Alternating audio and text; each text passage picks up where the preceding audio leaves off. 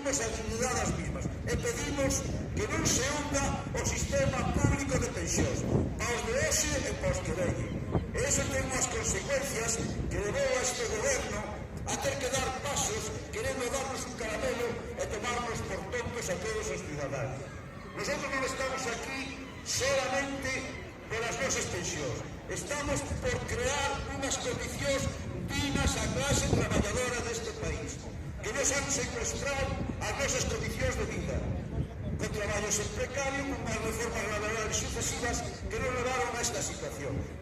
Antes de empezar este año, tamén decir que nos acompañan aquí colectivos que están sufrindo as consecuencias das políticas do Partido Popular e aqueles que tamén le dan o seu apoio como ciudadanos.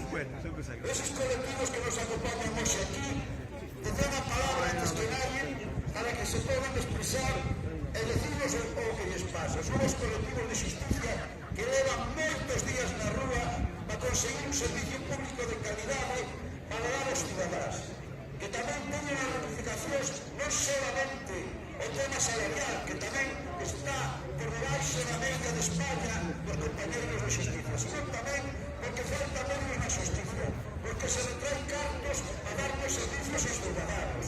Por iso están aquí estes colectivos.